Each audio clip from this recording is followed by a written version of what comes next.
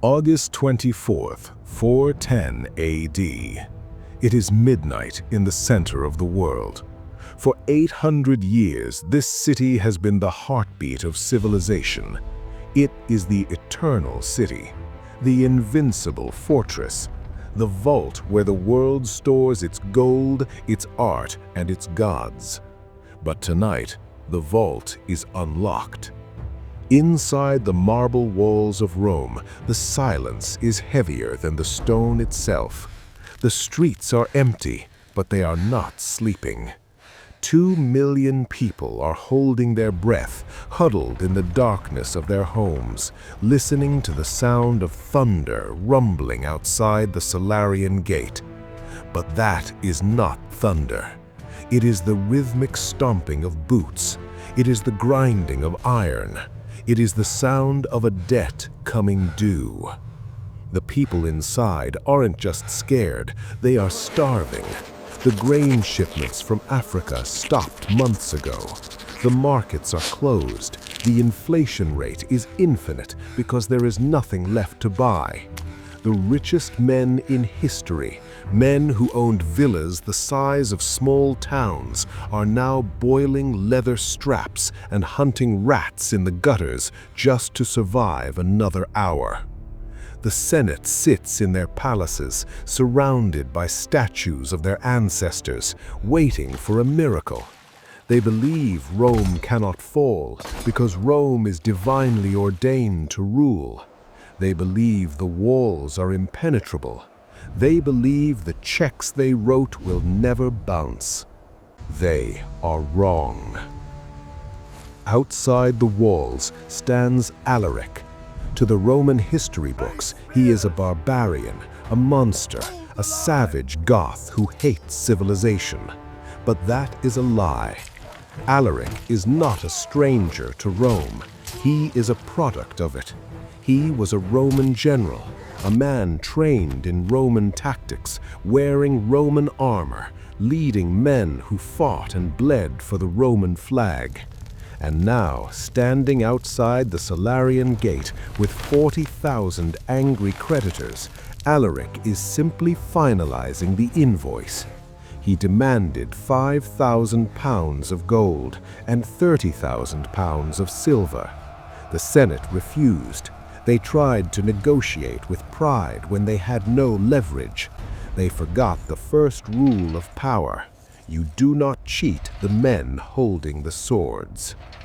And so we arrive at the moment that changed human history, the moment the lights went out in the ancient world. The history books will tell you about the strength of the Goths. They will talk about the battering rams and the siege towers.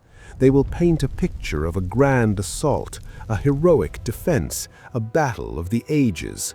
But there was no battle. There was no grand assault. The mighty walls of Rome, walls that had repelled Hannibal, walls that screamed of invincibility, were not breached by force. They were opened from the inside. At the Salarian gate, there was a creak of rusted hinges. A shadow moved in the dark. We still don't know exactly who did it. Some say it was sympathetic slaves who had nothing to lose. Some say it was a group of rich aristocrats hoping to buy their own safety. But the most terrifying theory, the one that makes the most sense, is that it was the guards themselves, the Roman sentries, men who hadn't seen a silver denarius in months, men watching their children starve while the senators hoarded gold in their private vaults. When the state fails to pay its protectors, the protectors become the executioners. The gate fell to poverty. It was a transaction, a bribe, a desperate bid for survival in an economy that had already collapsed. The gate swung open and the darkness flooded in. The sack of Rome was not a war, it was a liquidation. For 3 days, the Goths stripped the city. They didn't just burn buildings, they audited them. They took the gold from the temples. They melted down the statues of the gods. They took the silk, the pepper, the silver plate. They took the human capital, selling senators into slavery and turning princesses into hostages. It was the ultimate market correction. The artificial wealth of the Roman elite, built on centuries of conquest and plunder, was transferred in 72 hours to the men who actually held the power. The psychological shock was absolute. Saint Jerome, writing from Bethlehem, wept when he heard the news, writing, "The city which had taken the whole world was taken itself." But as the smoke rises over the 7 hills, as the Forum Romanum burns and the archives turn to ash, we must ask the question that matters, the question that will drive the next 4 hours of this series. How did it come to this? How did a civilization with the world's most advanced engineering, the most complex legal system, and the most terrifying military end up being sold for scrap by its own employees? The answer isn't in the battlefield tactics of the Goths. It isn't in the lead pipes or the mosquitoes. The answer lies in the ledger books. It lies in a currency that lost 99% of its value. It lies in a tax system that crushed the middle class to feed the ultra-rich. Look closely at the flames consuming the Senate House. You are not witnessing a murder. You are witnessing the end of a long, painful illness. The history books got it wrong. Rome didn't die from a sword to the heart. It died from a cancer in its wallet. And to understand that cancer, to understand how a superpower commits suicide, we have to go back. Not to the war, but to the money. We have to go back to the moment Rome stopped building a nation and started building a Ponzi scheme. To understand how Rome went bankrupt, you first have to understand what Rome actually was. We think of Rome as a city, or a nation, or a red blotch on a map, but in business terms, Rome was none of those things. Rome was a network. It was the world's first scalable multinational corporation. And like Google or Amazon today, their dominance didn't come from their CEO, it came from their hardware. Before the Caesars, the world was dark, disconnected, and slow. Moving goods was a nightmare. Moving information was impossible. If a rebellion started in Spain, the government in Italy wouldn't know about it for months. You cannot tax what you cannot reach. You cannot rule what you cannot measure. The Romans realized very early on that if they wanted to corner the market on global power, they didn't just need a better army, they needed a faster operating system. And so, they built the ancient equivalent of the internet. They called it the Viae Publicae, the public ways. We look at Roman roads today as ruins, as quaint cobblestones for tourists to walk on. But strip away the moss and the dirt, and you are looking at the most sophisticated logistical machine ever engineered by human hands. This wasn't just gravel dumped on dirt. This was 4 feet of layered strata, sand, crushed rock, gravel, and polygonal lava stones interlocked so tightly that a knife blade couldn't fit between them. Rome laid down 53,000 miles of paved highways connecting Scotland to Syria and Portugal to the Persian Gulf. This was the physical internet. It allowed the central server, Rome, to transmit data, orders, and violence at speeds the world had never seen.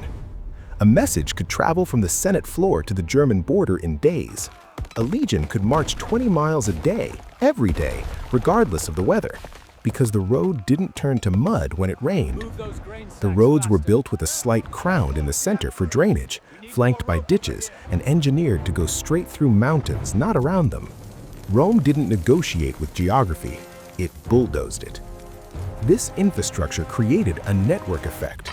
The more roads they built, the cheaper it became to transport grain, olive oil, and wine. The shipping costs dropped, the profit margins exploded, and the GDP of the Mediterranean skyrocketed. Rome created the world's first integrated supply chain.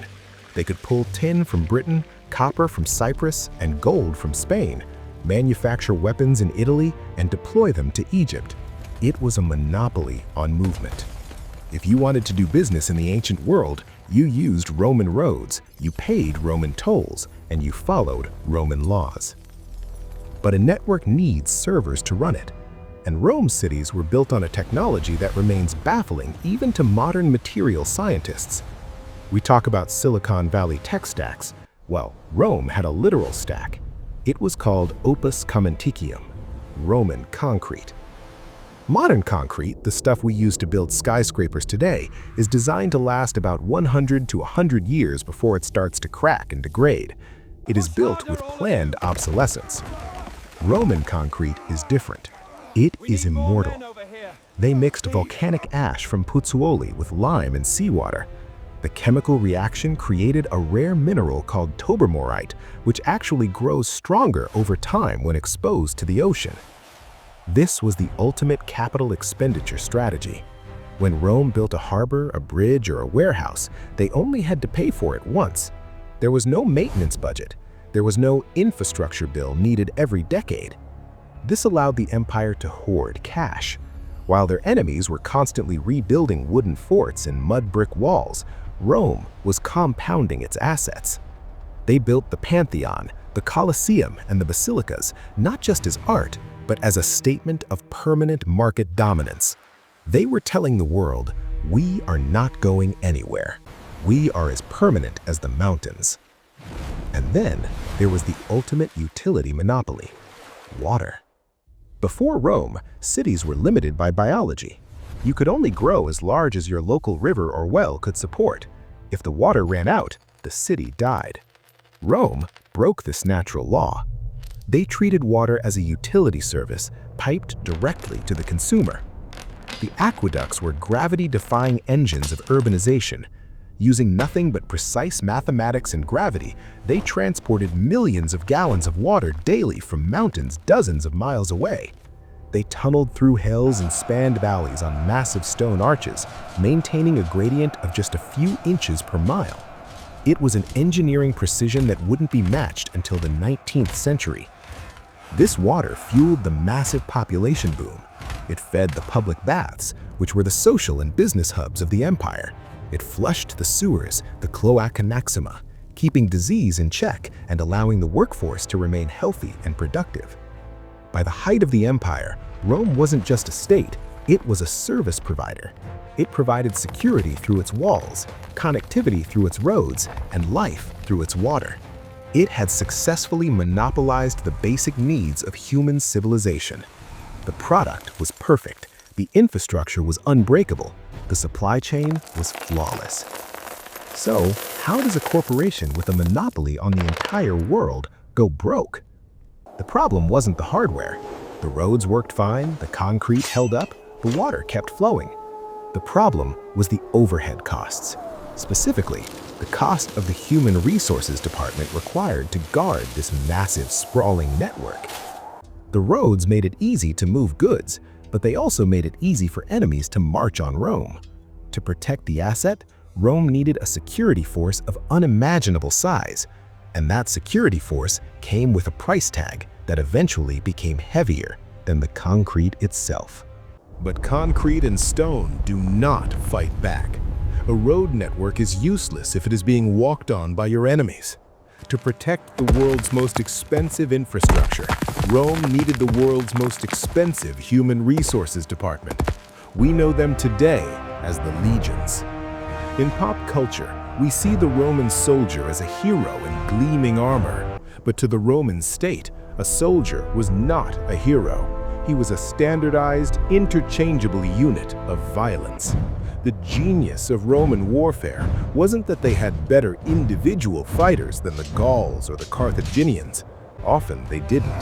The Gauls were bigger, stronger, and wilder. The genius of Rome was that they treated warfare not as an art, but as an industry. They industrialized death. A Roman legion was a machine consisting of roughly 5,000 parts. It operated with the same mathematical precision as their aqueducts. Every soldier carried the exact same kit, ate the exact same ration, marched at the exact same pace, and dug the exact same fortified camp every single night, regardless of whether they were in the deserts of Syria or the forests of Britain. This standardization meant that the empire could scale. If a unit was destroyed in battle, they didn't need to find warriors to replace them. They just needed to manufacture more parts. But this machine didn't appear out of thin air. It was a massive corporate restructuring policy known as the Marius Reforms. Before 107 BC, the Roman army was a militia. You had to own land to be a soldier. You had to buy your own gear. It was a club for the middle class. But as Rome expanded, they ran out of rich guys to fight. The supply of manpower couldn't keep up with the demand for conquest. Enter Gaius Marius. He was the disruptive CEO who changed the hiring policy forever. He looked at the streets of Rome, filled with the capite censi, the head count, the landless poor, the starving masses, and he saw an untapped labor market. Marius abolished the land requirement. He said, "I don't care if you don't own a farm. If you can hold a sword, the state will give you a job." This was the biggest job creation program in ancient history. Suddenly, hundreds of thousands of unemployed men had a career. The state paid for their armor, the state paid for their food, and most importantly, the state promised them a pension, a plot of land after 16 years of service. The army transformed from a patriotic duty into a profession, a business. But this created a fatal flaw in the operating system. Since the soldiers were poor men looking for a paycheck, their loyalty shifted. They didn't care about the idea of Rome or the Senate. They cared about the general who signed their checks. The general became the employer. The Senate became irrelevant. Rome had inadvertently created private armies that were loyal to their CEOs, not the government.